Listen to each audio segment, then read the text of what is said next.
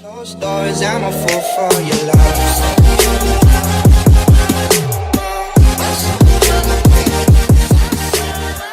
Hey guys, hey everyone, welcome back to my YouTube channel, Angeliculture.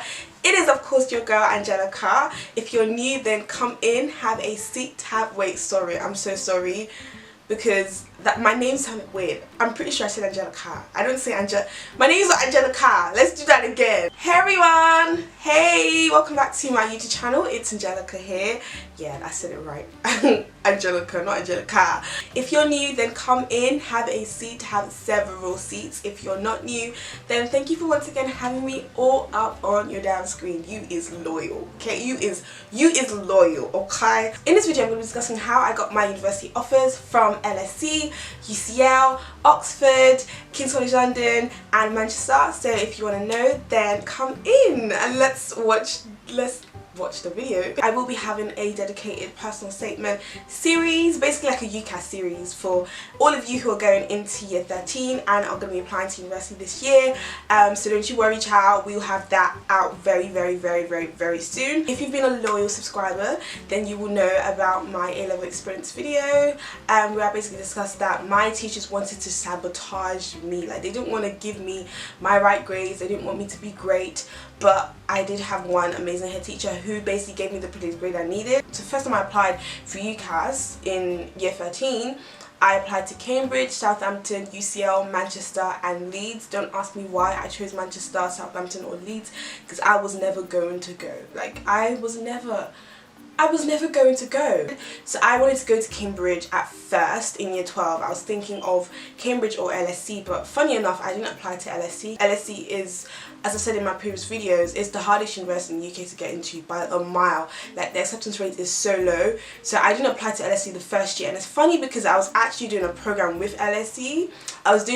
I've said this a few times now, so it's probably boring to hear this, but I was doing a 2-year program with LSE doing sixth form, and I didn't even apply to LSE because I was thinking, like, I just don't know, like, I don't know if I have a shot here. But I wanted to go to Cambridge because I'd also done some things with Cambridge, so summer schools and programs, and won competitions with Cambridge. I was thinking, like, Cambridge is the place. I'd studied, lived there, I'd seen basically like what the rooms look like. I could basically see myself as a student there. And I liked it. I liked Cambridge and I was thinking of going, so I applied to Cambridge. But if you know about my AS results, then you know about my bad maths grade. All my other grades were calm. All my other 4 AS grades were calm. I knew already that I had a slim shot anyway. And when I had called Cambridge to ask like the reasons for the decision, they basically told me that, like, they liked my application, they liked my personal statement, but the only thing was, like, they weren't sure about the grades and whether or not I'd get A-star AA, which is the minimum that you need for Cambridge Law. That's also the grade you need for LSE Law, A-star AA. And they told me that if I was considering Cambridge after I got the grades, then I could just apply when it came down to results day, basically. Like, when I get my grades, I can basically apply. So I was thinking, okay, fine, that's what I'm going to do. I'm going to take a gap here and I'm going to go to Jesus College, Cambridge, because I loved Jesus College. Oh, oof. Those rooms, the rooms I was in, I loved those rooms. But yeah, so I was thinking, that's what I was going to do. So during the course of year 13, I was basically just working towards my A-star AA. And then I found out my program with Oxford is actually one of my friends, amazing friend, my friend Sawa, shout out to you, told me about this program. And he's like, yeah, I think you should apply. It's perfect for you. You should apply. So basically, it's a program, a year-long program, where you basically learn the subject you want to study at undergraduate level. You basically learn almost the exact same things plus extra things. So we actually worked harder. I don't give a damn what anyone says, but we did more stuff than undergraduate, because obviously now I'm undergrad, I can see the difference. Like, I was churning things constantly. Like, I had so much work.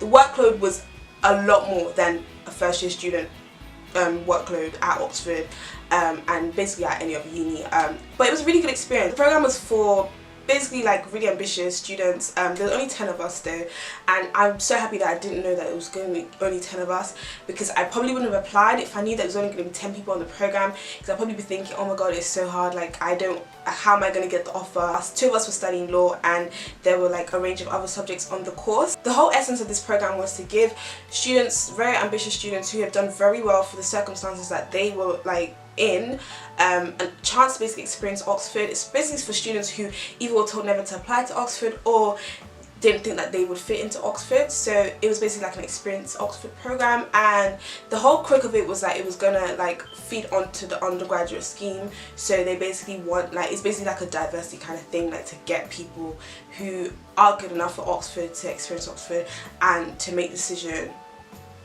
and to basically have a better chance in life, I guess. I had to do a whole application, basically like a UCAS application, except it was directly to the college.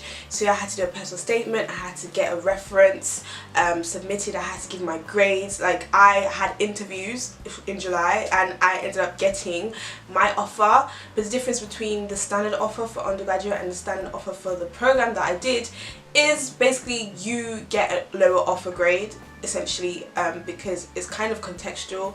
So the whole essence of it is like people who literally like have beat so many odds. I've said in the past, like in my school the average grade was pretty much like a C. If I had ended up with ABB, that would have been absolutely outstanding. So I think Oxford realised this, and that's why they lowered the grade. In the end, I got better grades that I needed to get into Oxford for the programme, and better grades that I needed to get into Oxford from the undergraduate course, better grades that I needed to get into Cambridge or LSE. Being able to apply anywhere and not have anyone tell you you don't meet our requirements, great feeling.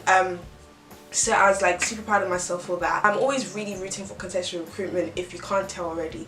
But that was Oxford, and I went to Oxford, and in my first month of studying at Oxford I basically had to reapply to uni all over again, because I knew that basically, like, although this program was supposed to be like to help you to get into undergraduate study, you pretty much had to do the formalities of applying again. So I had to apply to university all over again, and this time around I applied to LSE because I was like, yes, with my chest I'm applying to LSE. So in my first year I basically applied to university all over again, and this was the time that I added LSE to with my chest. I said yes, like, I have the grades, you ain't gonna say no. So I applied, and I got all my offers, except LSE was a bit extra because they wanted me to send my grades, how I was doing, and like basically like long it out. And so did UCL. UCL wanted to see, I think UCL wanted to see, no they didn't. No, they didn't. They didn't want to see my grades. LSE was the one that was pressing, like. And then they gave me my offer on the last day possible. Imagine the disrespect. The disrespect. But I think the reason they did that is because obviously when they asked for my grades, it was very early on, and they wanted my Michaelmas term collections, and basically collections are like basically exams that you have every term. They wanted my Michaelmas term ones, and I hadn't done it yet. I got unconditional offers, and I ended up coming to LSE. LSE was conditional upon me getting a certain grade at the end of the year, which thankfully I did. I'm so happy. But like, although it was kind of confirmed, it wasn't confirmed, like where I was going to go after Oxford. So that was like really bugging me. So I basically made LSE my firm, and I made UCL my insurance. Can you imagine? Like, because I had an unconditional from UCL, and although LSE was technically unconditional, they still needed me to fulfill some requirements. That was pretty much my UCAS experience. That was how I got into LSE, that's how I got into university, and it was just really weird. Like, imagine picking UCL as your insurance. Like, imagine the cheek of me, like, because they want exactly the same grades, like the absolute cheek. But obviously one was unconditional, so it's like yeah. And I would have never been able to have LSE as my firm and have UCL as my insurance if I went straight to university. Like, I would have never been able to do that. So being in a point where I already had my grades put me in an advantage, because now I could actually like decline unconditional offer from King's College London. I could decline universities. I could basically choose where I wanted to go. So I made this video basically to show that there is no one way to get to where you want to get to. Not everyone gets to go from A to Z. Like, we all have our different paths. My path is different. I already know, like, so many things have showed me in my life that my path is different from the conventional. My path, like, I don't know what's gonna happen, but I'm telling you, the dots are going to connect at some point, and you guys are going to understand why I'm saying this, because so many random things have happened in my life, and I'm just like, did that really, like, did that have to happen?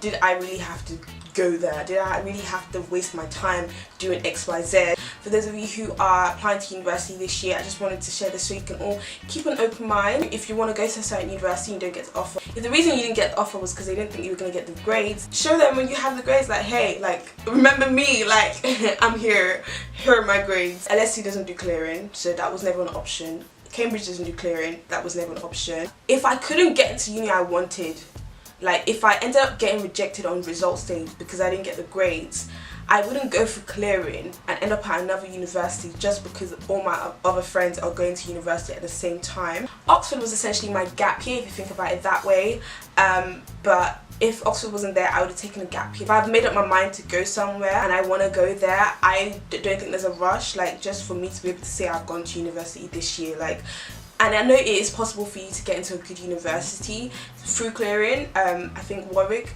does clearing and Warwick is very good. Warwick does adjustment as well.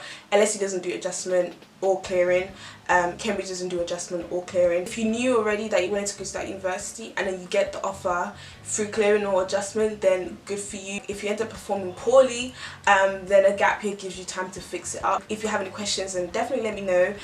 You can email me, you can hit me up on social media. That being said, yes, shameless plug, hit me up on social media, follow me on Twitter, Instagram, and add me on Snapchat. And also my website is live. If you guys want to see, it's going to be an interactive website. I'm going to have loads of stuff rolled out in the next few days, so definitely make sure you join, become a member on my website. If any of you are heading to university in London this year, you're going to be starting your degree, or even if you're just going to your second year and you're thinking of starting a YouTube channel, then please do.